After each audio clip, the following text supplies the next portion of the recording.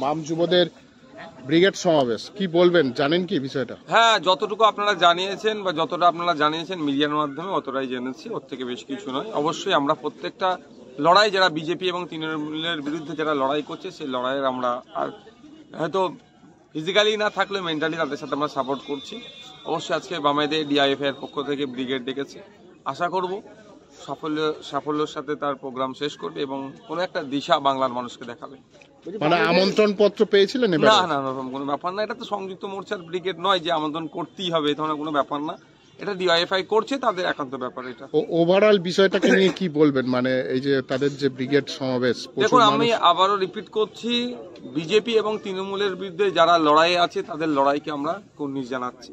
ব্রিগেডে হয়তো physically present না থাকলেও মেন্টালি প্রেজেন্ট থাকছে ওখানে। ওই ব্রিগেড সমাবেশে যেটা হচ্ছে আজকে তার সফলতা কামনা করছি এবং আশা করব আজকের ব্রিগেডের ময়দানে ডিআইএফআই যেটা ডেকেছেন এখান থেকে একটা দিশা বাংলার মানুষকে দেবে। কুণাল ঘোষ মন্তব্য করেছেন যে এই ব্রিগেড করে লাভ নেই, কারণ তারা তো একা লড়তে পারবে না, যদি ক্ষমতা থাকে 42-42টা লড়ে দেখুক, বামেরা পুরোই হারবে। কুণাল ঘোষ কি বলছেন সেটার জন্য লেফট কি করবে সেটা তো আমি বলতে পারি না, তবে কুণাল ঘোষ মহাশয়ের বক্তব্যকে লেফট পাত্তা দেবে না এটাও আমি ভরসা করি। কারণ কুণাল ঘোষ মহাশয়ের পাস্ট রেকর্ড বলছে ওনার কথার সাথে কাজের কোনো নাই। একটা সময় বলেছিল কালীঘাট নিয়ে অনেক কথা বলেছিল, আজকে সেই কালীঘাটেরই চাটুকারিতা করছে। সুতরাং কুণাল ঘোষের কথাটাকে বাংলার মানুষ পাত্তা দেয় না। কুণাল ঘোষকে তৃণমূল কংগ্রেস রেখেছে শুধুমাত্র ওই হই হুল্লোড় করানোর জন্য। কাউকে দিয়ে তো কিছু অপসংস্কৃতির প্রচার করাতে হবে, সেটা কুণাল ঘোষের মাধ্যম দিয়ে করিয়ে নিচ্ছে। সন্দেশখালীর যে ঘটনা, শেখ শাহজাহানের বাড়ির কেয়ারটেকার যে অভিযোগ দায়ের করেছিল, তার পরিপ্রেক্ষিতে ইডির আধিকারিকদের বিরুদ্ধে মামলা রুজু করল পুলিশ। নাজার থানা জামিন অযোগ্য ধারায় ইডির আধিকারিকদের বিরুদ্ধে মামলা দায়ের করেছে, কি বলবেন বিষয়টা? দেখুন, আমার সাথে হয়েছিল, আপনারা জানেন আমার গাড়িকে এমন রাফ ড্রাইভ করেছিল, আমার গাড়ির ড্রাইভারের তৎপরতার কারণে আমার প্রাণে বেঁচেছিলাম।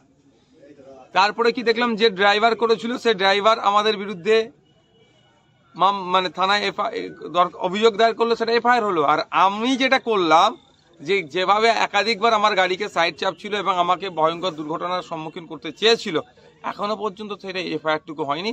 কিন্তু আমাদের এগেনস্টে যেটা করলো সেটাতে আমাকে আমার ড্রাইভারকে একাধিকবার মানে দুজনকে ডাকলো, কোর্টও গেল, সেখানে এফআইআরও হয়ে গেল, মামলা হয়ে গেল। ব্যাপারটা হচ্ছে প্রশাসন পুলিশকে দিয়ে শাসক তার দলটাকে এখানে চালাচ্ছে। যাদের মাথা ফাটালো তাদের বিরুদ্ধে এক প্রকার মামলা রুজু হয়ে গেল। দেখুন, ব্যাপারটা হচ্ছে এই অন্যায় বেশি দিন টিকবে না, বেশি দিন থাকবে না। বাংলার মানুষ দেখতে পাচ্ছে যেখানে রেশন দুর্নীতি প্রায় 20,000 কোটি টাকার কত গল্প উঠে আসছে, আরো বাড়তে পারে। তার মধ্যে একজনের হিসাবে তার কোর্ট অর্ডার করেছে, কোর্টের অর্ডারেই আছিল, কোর্ট নির্দেশ দিয়েছে যে তদন্ত করার জন্য। সেই মোতাবেক সে তদন্ত করতে গিয়েছিল, একজনের বাড়িতে জানতে চেয়েছিল। এটা তো অপরাধের কি আছে? আমরা কদিন আগেই তো দেখলাম মদন মিত্রের বাড়ি, ফিরাদ হাকিমের বাড়ি গিয়ে তল্লাশি হয়েছিল, আবার খালি হাতে ফিরে এসেছে।